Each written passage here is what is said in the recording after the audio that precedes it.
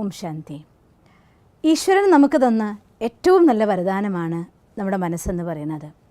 എന്നാൽ മനസ്സ് കടിഞ്ഞാണില്ലാത്തൊരു കുതിര പോലെ പായുകയാണെന്നും അതിനാർക്കും നിയന്ത്രിക്കാനാവില്ല എന്നുള്ളതായിട്ടൊരു വിശ്വാസത്തിലാണ് ഇന്നത്തെ ലോകത്തെ എല്ലാ മനുഷ്യന്മാരും ജീവിക്കുന്നത്.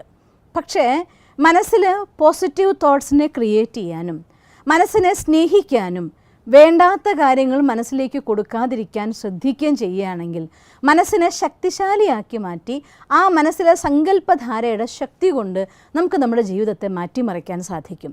അറിഞ്ഞോ അറിയാതെയോ എല്ലാ മനുഷ്യന്മാരും അവരെന്ത് ചിന്തിക്കുന്നു ആ ചിന്തകളുടെ ആധാരത്തിലൂടെയാണ് അവരുടെ ജീവിതം പോയിക്കൊണ്ടിരിക്കുന്നത്.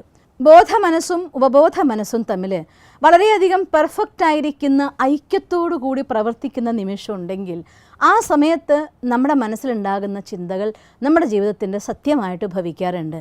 പക്ഷേ പലപ്പോഴും നമ്മുടെ ബോധ മനസ്സിൽ നല്ല കാര്യങ്ങൾ ചിന്തിക്കുമ്പോഴും മനസ്സിൻ്റെ ഉള്ളിൽ ആ കാര്യത്തെക്കുറിച്ച് നമ്മൾ അനുഭവിച്ച ചിത്രങ്ങളുടെ വേദനകളുടെ എല്ലാം തന്നെ പരിണിത ഫലങ്ങളാണ് റെക്കോർഡ് ചെയ്ത് വെച്ചിരിക്കുന്നതെങ്കിൽ, ഉദാഹരണം പറയുകയാണെങ്കിൽ എനിക്കിപ്പോൾ ഏതെങ്കിലും ഒരു സാധനം അല്ലെങ്കിൽ ഒരു റിലേഷൻ, എനിക്കൊരു ബന്ധത്തെ വീണ്ടും നന്നാക്കിയെടുക്കണം. എൻ്റെ ഹസ്ബൻഡ് എന്നിൽ നിന്ന് കുറച്ച് പിണങ്ങി നിൽക്കുകയാണ്, എൻ്റെ വൈഫ് എന്നിൽ നിന്ന് പിണങ്ങി നിൽക്കുകയാണ്, അഥവാ എൻ്റെ പേരൻസ് എന്നോടുള്ള കമ്മ്യൂണിക്കേഷൻ കട്ട് ചെയ്തിരിക്കുകയാണ്.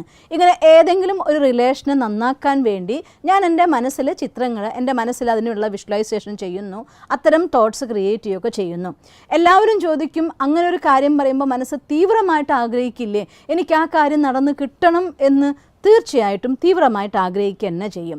പക്ഷേ ഞാനൊരു കാര്യം ചോദിച്ചോട്ടെ, നമ്മുടെ കമ്പ്യൂട്ടറിൻ്റെ ഡെസ്ക്ടോപ്പിൽ ഐക്കൺസ് ആയിട്ട് പല ഫയലും നമ്മൾ സേവ് ചെയ്യാറുണ്ട്. പല കാര്യങ്ങളും നമുക്ക് കാണാൻ എളുപ്പത്തിന് ഓപ്പൺ ചെയ്യാൻ വേണ്ടി ഐക്കൺസ് ക്രിയേറ്റ് ചെയ്യാറുണ്ട്.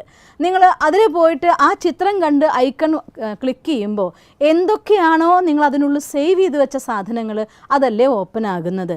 അതുപോലെ തന്നെ ഏതൊരു കാര്യത്തിലൂടെ നിങ്ങൾ ഒരുപാട് വിഷമം അനുഭവിച്ചിട്ടുണ്ടോ, അതൊരു റിലേഷനാണെങ്കിലും അതല്ല എൻ്റെ ഷോപ്പ്, അതിലൂടെ ഞാൻ ഒരുപാട് സ്വപ്നം കണ്ട് ഓപ്പൺ ചെയ്തൊരു ഷോപ്പ്, ആ സ്വപ്നത്തിലേക്ക് എത്തുന്നില്ല, അതിന് പകരം നേരെ താഴേക്ക് വന്നു.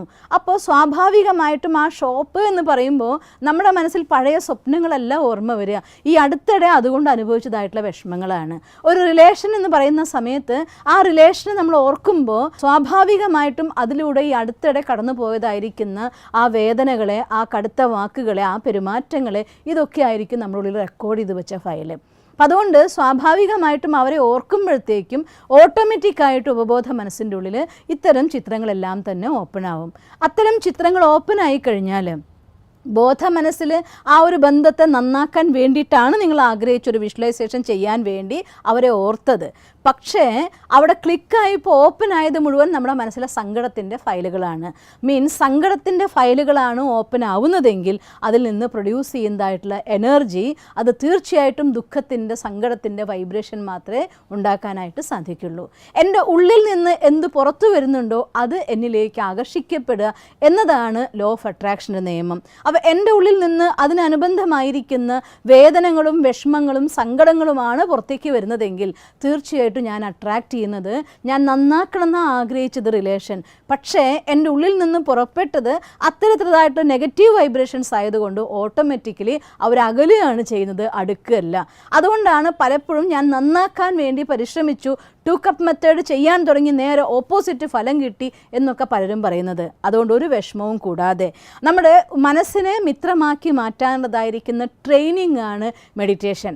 മനസ്സിൻ്റെ ഉള്ളിലെ നെഗറ്റിവിറ്റീനെ ഇല്ലാതാക്കാനും മനസ്സിൻ്റെ ഉള്ളിൽ ജ്ഞാനത്തിലൂടെ യഥാർത്ഥമായ പോംവഴിയിലൂടെ യാത്ര ചെയ്യാനുള്ള ഗൈഡൻസ് ആണ് രാജയോഗ മെഡിറ്റേഷൻ. അതുകൊണ്ട് മനസ്സിനെ ശുദ്ധീകരിച്ചിട്ട് മനസ്സിനെ ശക്തിശാലിയാക്കിയിട്ടാണ് നിങ്ങൾ നിങ്ങളുടെ അഫർമേഷൻ ചെയ്യുന്നതെങ്കിൽ, ലോ ഓഫ് അട്രാക്ഷൻ ഉപയോഗിക്കുന്നതെങ്കിൽ തീർച്ചയായിട്ടും നിങ്ങൾക്ക് ലക്ഷ്യത്തെ നമ്മളിലേക്ക് അട്രാക്റ്റ് ചെയ്യാൻ കഴിയും. വിചാരിക്കുന്ന പോസിറ്റീവായിരിക്കുന്ന എനർജി നമ്മുടെ ഉള്ളിൽ നിന്ന് പ്രൊഡ്യൂസ് ചെയ്യാൻ നിങ്ങൾക്ക് സാധിക്കും. അതുകൊണ്ട് ഒരു കാര്യം നിങ്ങളോട് എല്ലാവരോടും ഞാൻ പറയുകയാണ്, നമ്മളൊരു കാര്യം നമ്മുടെ മനസ്സിലെ സങ്കല്പം കൊണ്ട് നേടിയെടുക്കാൻ ആഗ്രഹിക്കുമ്പോൾ മനസ്സിനെ ഏത് വസ്തുവിനെ ഉപയോഗിക്കാൻ ആഗ്രഹിക്കുന്നോ അതിനെ ശുദ്ധീകരിക്കേണ്ടതും അതിനെ ശക്തമാക്കേണ്ടതും അത്യാവശ്യമാണ്. അതുകൊണ്ട് മനസ്സിനെ മിത്രമാക്കാൻ വേണ്ടി മെഡിറ്റേഷൻ പ്രാക്ടീസ് ചെയ്യൂ. ഫ്രീ ആയിക്കൊണ്ട് രാജയോഗ മെഡിറ്റേഷൻ്റെ ട്രെയിനിങ്സ് ബ്രഹ്മകുമാരി സെൻറ്ററിൽ നിങ്ങൾക്ക് അവൈലബിൾ ആണ്. അതുകൊണ്ട് സെൻറ്ററിൽ പോകണം, രാജയോഗ മെഡിറ്റേഷൻ പഠിക്കണം. എന്നിട്ട് ആ മെഡിറ്റേഷനിലൂടെ റെഗുലർ ആയിരിക്കുന്ന സ്റ്റഡിയിൽ പറയുന്നതായിരിക്കുന്ന ഹൈ ആയിരിക്കുന്ന നമ്മുടെ എയിം ക്രിയേറ്റ് ചെയ്യും. മനസ്സ് നിങ്ങൾക്കറിയോ, നമ്മുടെ ഓരോ മനുഷ്യൻ്റെയും ഒറിജിനലായിരിക്കുന്ന സ്വഭാവം, മനസ്സിൻ്റെ ഒറിജിനലായിരിക്കുന്ന സ്വഭാവം സ്വസ്ഥമായിരിക്കലാണ്. ആ സ്വസ്ഥതയുടെ എല്ലാവിധ ടെൻഷൻ്റെ ഉള്ളിലും എനിക്ക് ഭഗവാൻ എൻ്റെ കൂട്ടുണ്ട്, ഈശ്വരൻ എൻ്റെ കൂടെയുണ്ട്, എൻ്റെ കാര്യങ്ങൾ നോക്കുന്നത് ഈശ്വരനാണ് എന്ന് നിങ്ങൾക്കൊന്ന് ഫീൽ ചെയ്യാൻ പറ്റിയ ആ സമയം മനസ്സനുഭവിക്കുന്ന സുഖത്തിൻ്റെ അവസ്ഥ അൺലിമിറ്റഡ് ആണ്.